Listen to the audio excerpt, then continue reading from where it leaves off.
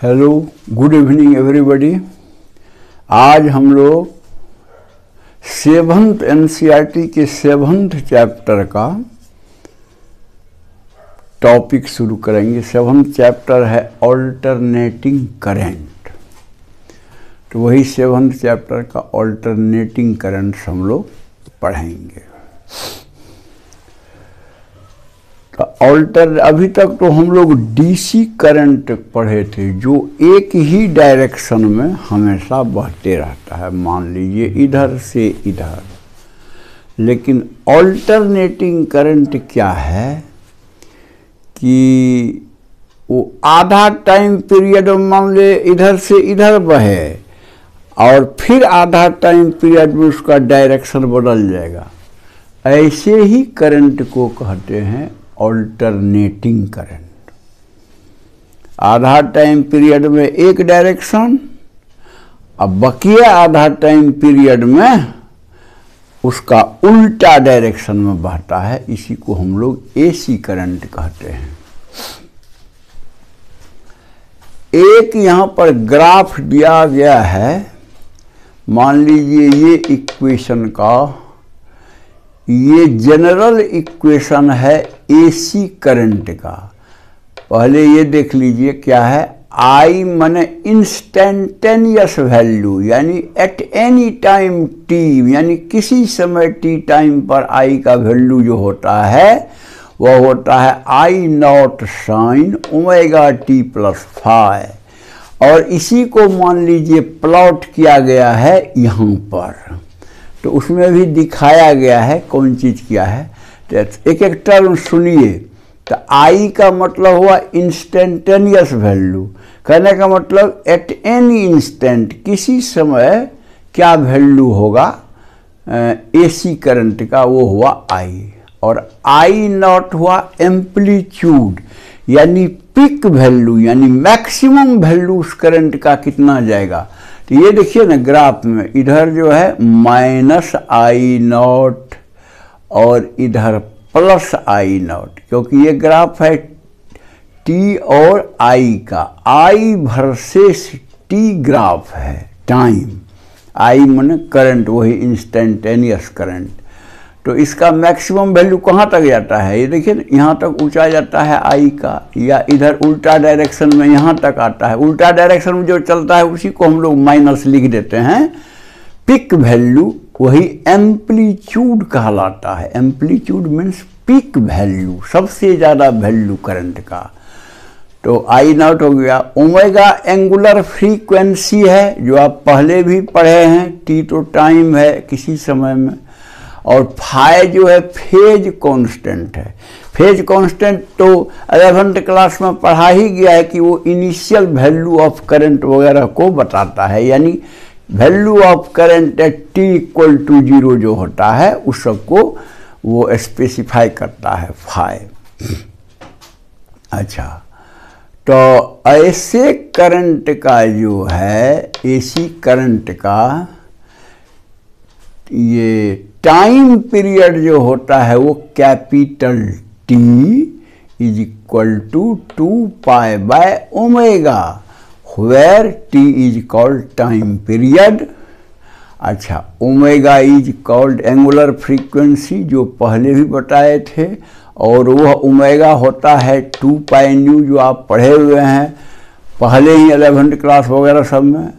I naught is called amplitude, यानी maximum value, या peak current भी कह सकते हैं। पीक, PEAK, पीक माने मैक्सिमम वैल्यू ऑफ करंट, या एम्पलीट्यूड कह सकते हैं। And phi is called phase constant determined by initial value of current, जो आपको मैंने बताया।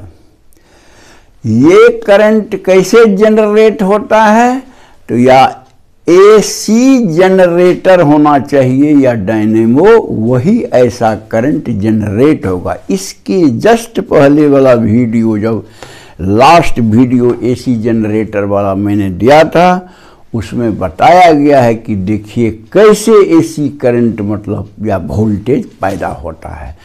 तो वही कॉन्सेप्ट यहाँ अब मतलब जो बताया गया है कि एसी जनरेटर या डायनेमो के द्वारा आपको ऐसा करंट, ऑल्टरनेटिंग करंट प्रोड्यूस होता है, यानी जनरेट होता है।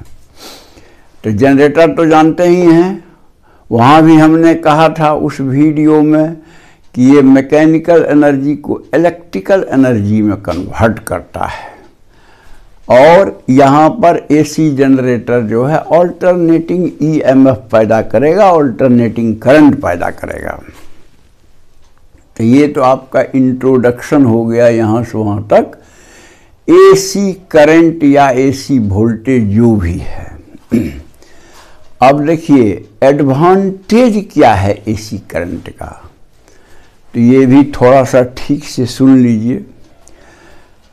पहला एडवांटेज है कि today most of the devices we use require AC voltage. आजकल हम लोग जो भी हमारे पास डिवाइस है, यंत्र है, मशीन है, वो सबको एसी वोल्टेज चाहिए। ऐसा क्यों चाहिए? तो मैन्युफैक्चरर जो है, जो बनाता है और भेजता है, उसको एसी वाला रहने से उसको सुविधा होती है ट्रांसमिशन और डिस्ट्रीब्यूशन में। इसीलिए एसी करंट मतलब जो या वोल्टेज बनाया जाता है। दूसरा, AC is preferred over DC.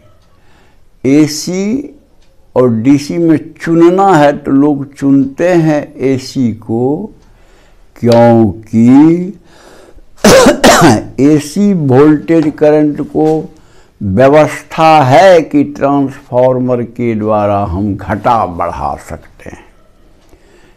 जैसे आगे ट्रांसफार्मर में पढ़िएगा ये बात कि दूर जाने के लिए हमको वोल्टेज हाई कर देना पड़ता है और करंट लो हो जाएगा। तो ये काम डीसी में नहीं हो सकता है, क्योंकि डीसी करंट को आप बहुत दूर, अगर मान लीजिए दिल्ली से गुवाहाटी अगर आप ट्रांसमिट करना चाहते हैं डीसी करंट, तो रास्ते में ही ख़त्म हो जाएगा, सब हीट बन के पूरा एनर्जी ख़त्म हो जाएगा। लेकिन अगर करंट कम कर दिया जाए तो ये संभव है एसी के द्वारा ही, तब वो दिल्ली से वहाँ तक जाने में बहुत मिनिमम लॉस होगा। इसीलिए कहा जाता है कि डीसी से ये अच्छा है एसी दूर ट्रांसमिशन के लिए। तीसरा है, electric energy can also be transmitted economically to long distances. इसमें है क्या, अगर हम ट्रांसमिट करते हैं तो लॉन्ग डिस्टेंस तक में खर्चा कम आएगा, एसी अगर भेजते हैं हम तो। चौथा है, the characteristic of AC circuit is exploited in many devices such as tuning of radio. AC का अपना जो गुण है, उसी के कारण हम लोग रेडियो को ट्यून कर सकते हैं कि अभी लगा दिए ऑल इंडिया, तो अभी लगा दिए नेपाल, तो अभी लगा दिए कहीं और। ये एसी के ही कारण होता है। जो आगे आप पढ़िएगा ट्यूनिंग जो किया जाता है, कैपेसिटर, इंडक्टर सब उसमें रहता है, उसी को चेंज करके जो इनकमिंग सिग्नल है उसी के बराबर फ्रीक्वेंसी जब आप कर दीजिएगा कैपेसिटर और इंडक्टर वगैरह चेंज करके, तो आपको हो जाएगा ट्यूनिंग हो जाएगा। इसलिए एसी का ये प्रॉपर्टी है कि आप इस सब चीज़ में, मतलब आप डिवाइस सब में ट्यूनिंग वगैरह कर सकते हैं। तो ये हुआ, आप ही अच्छा से थोड़ा सा जान लीजिए।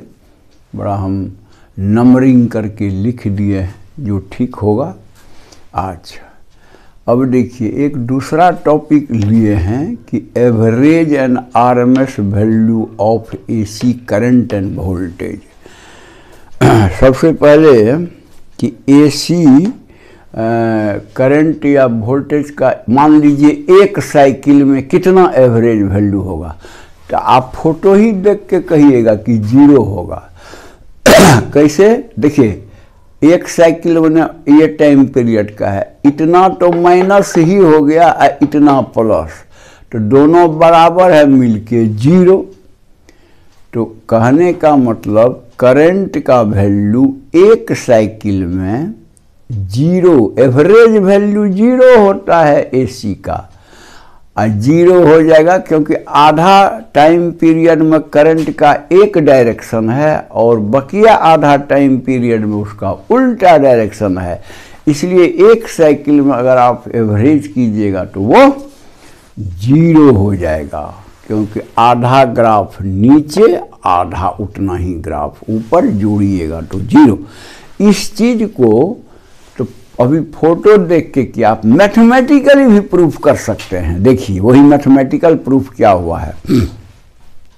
एवरेज वैल्यू को हम लोग लिखते हैं I D T integration 0 to t divided by T. वैसे मैं समझा देता हूँ, आई डी टी तो हुआ चार्ज, आई इंटू डी टी चार्ज बटे टाइम करंट होगा ना, इसलिए एवरेज वैल्यू जो होता है during a time period from 0 to small T को इस तरह से लिखा जाता है 1/t integration 0 to t of I D T. हाँ, तो 1/t और आई का जो जनरल वैल्यू यहाँ है वो डाल दीजिए, डाल दिए और इसको इंटीग्रेट कर दीजिए। यहाँ हमने इंटीग्रेट कर दिया है। अच्छा, हाँ, और 0 to t लिमिट में जो हुआ वैल्यू मैंने यहाँ इंटीग्रेट करके लिख दिया है। ये तो आसान बात है, डिफरेंशिएशन इंटीग्रेशन तो आप जानते ही होंगे, इंटीग्रेशन किए हैं, ये होगा।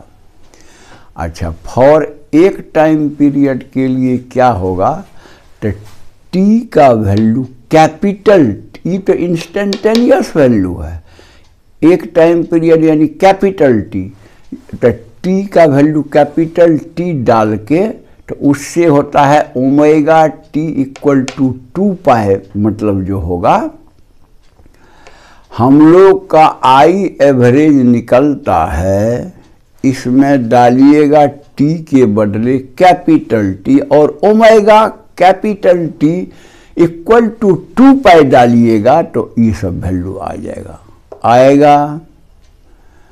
और इसको आप फिर लिख दीजिए, ये कितना होगा, cos 2 पाई प्लस 5, cos 5 ही होता है, ये माइनस ये 0 हो गया, यानी टोटल 0, यानी average value in A cycle of AC current और वोल्टेज बोथ का 0 होगा कोई साइकिल में।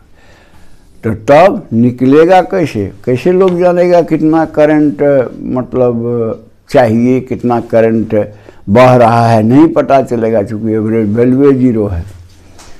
तो इसीलिए आरएमएस करंट का कल्पना किया गया है, इसका कॉन्सेप्ट लाया गया है आरएमएस करंट का। और ये जान लीजिए, आरएमएस करंट और आरएमएस वोल्टेज ही हमारा घर सब में या जहाँ जो है बताता है ना कि 220 वोल्ट पर घर में सप्लाई है, तो वो आरएमएस वैल्यू है। तो ये चीज़ ध्यान में रखिए, और उसको आगे हम बताएंगे। देखिए यहीं पर आरएमएस का मतलब क्या हुआ, पहले सो समझिए, root mean square, root mean square value. तो हम पहले मीन स्क्वायर वैल्यू निकालें और तब रूट कर देंगे तो वो हो जाएगा आरएमएस वैल्यू। अच्छा, स्क्वायर क्यों करते हैं, तो देखिए करंट आधा साइकिल में करंट रहता है निगेटिव, आधा में पॉजिटिव। तो अगर मैं स्क्वायर, इसीलिए ना वो 0 एवरेज वैल्यू हो जाता है, अगर हम स्क्वायर कर दें तो निगेटिव भी ऊपर हो जाएगा और वो भी स्क्वायर होकर ऊपर यानी पॉजिटिव ही हो जाएगा। तब हमारा जीरो नहीं होगा वैल्यू। तो इसीलिए कहता है RMS वैल्यू के बारे में, the instantaneous value of current may be positive or negative, but I square will always be positive. Instantaneous value यहाँ है तो पॉजिटिव, यहाँ है तो निगेटिव, यहाँ है तो निगेटिव, यहाँ है तो पॉजिटिव, यानी तो पॉजिटिव निगेटिव अपना होते रहता है। लेकिन आई स्क्वायर कर देंगे तो सब पॉजिटिव ही रहेगा, क्योंकि निगेटिव निगेटिव भी पॉजिटिव होता है। इसलिए द एवरेज ऑफ, या एवरेज माने mean of I square over A time period 0 to capital T is, I square के ऊपर एक ठो बार लगा दीजिए, यानी एवरेज हुआ आई स्क्वायर का, यानी मीन स्क्वायर करंट ये हुआ, मीन स्क्वायर करंट। ये निकाल लेंगे, आईसी का रूट निकाल देंगे तो हो जाएगा रूट मीन स्क्वायर करंट, यानी आरएमएस करंट। हाँ, तो वही देखिए कैसे निकाला जाता था। आई का वैल्यू यहां से डाल के स्क्वायर कर दीजिए, तो हाँ स्क्वायर कर दीजिए। देखिए क्या हुआ है, स्क्वायर स्क्वायर क्या हुआ है, I naught square sine square omega T plus 5। इसको क्या कीजिए कि cos 2a वाला फार्मूला है ना, कि cos 2a बराबर 1 माइनस 2 साइन स्क्वायर a, तो उससे जो साइन स्क्वायर का वैल्यू आता है 1 माइनस cos 2a आता है, 2 साइन स्क्वायर a का वैल्यू 1 माइनस cos 2a आता है, तो उसी फंडा से इसको बदला गया है cos में।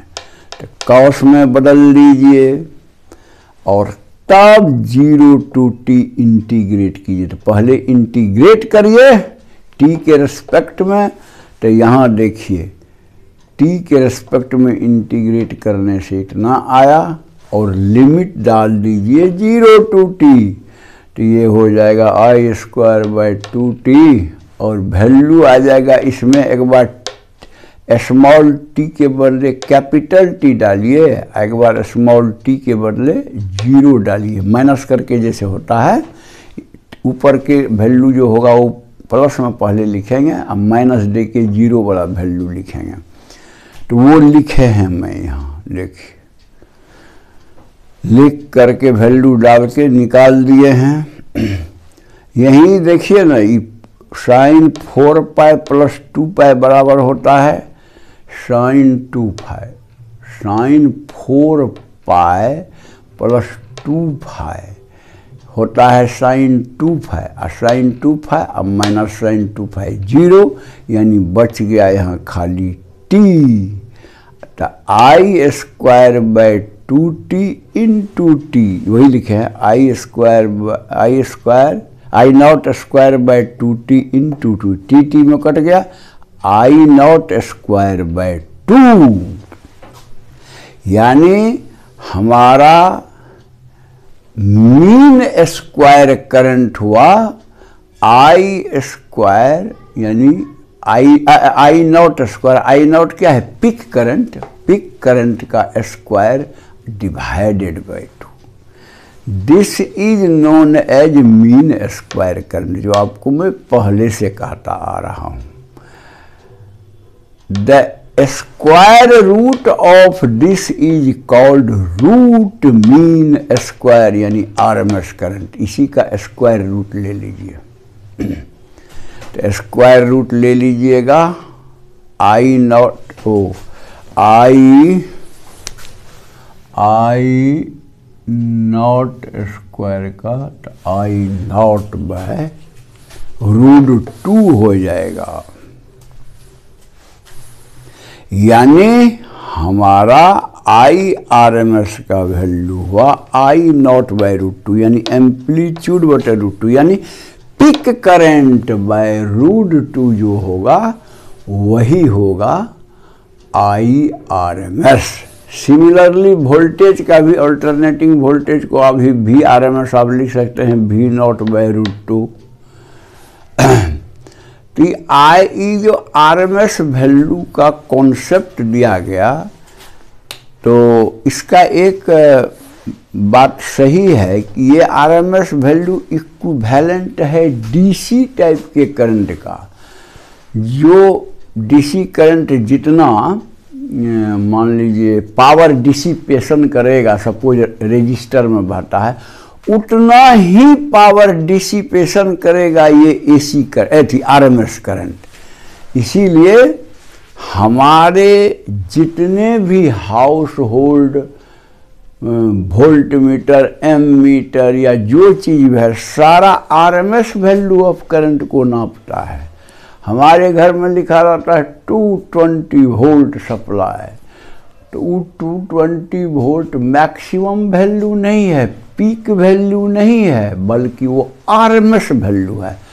तो इसका मतलब आरएमएस वैल्यू तो पीक वैल्यू से कम होता है, क्योंकि पीक वैल्यू डिवाइडेड बाय √2 होता है। तो कहने का मतलब पीक वैल्यू हम निकालना चाहते हैं तो √2 इंटू आरएमएस वैल्यू करिए, तो √2 होता है 1.414 और आरएमएस मान लीजिए 220 लिखा हुआ है। तो एक्चुअली हमारे घर में जो 220 वोल्ट लिखता है उसमें मैक्सिमम वोल्टेज जाता है 311 वोल्ट। ये देखिए, माने ये होगा 311 वोल्ट मैक्सिमम वैल्यू। और आरएमएस वैल्यू के लिए आप मान लीजिए एक तो लाइन खींच दी, एक्चुअली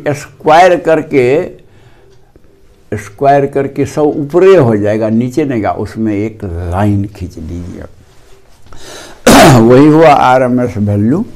तो यानी हमारे घर में जो वोल्टेज आता है लिखा रहता है, वो आरएमएस वैल्यू लिखा रहता है 220 वोल्ट, एक्चुअली वह वेरिएशन 311 वोल्ट तक करता है, पिक वैल्यू यानी एम्पलीट्यूड।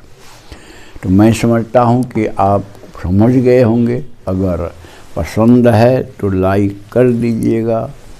जो आदमी वीडियो देखते हैं प्लीज़ सबका सब्सक्राइब करके बेल बजा दीजिएगा, ताकि हमको भी थोड़ा मोटिवेशन मिलेगा और वीडियो देने में मन लगेगा। दूसरे को अगर भेजना है तो व्हाट्सएप वगैरह से आप उसको भेज दीजिए, ताकि उसका भी पढ़ाई चले। That's all, thank you.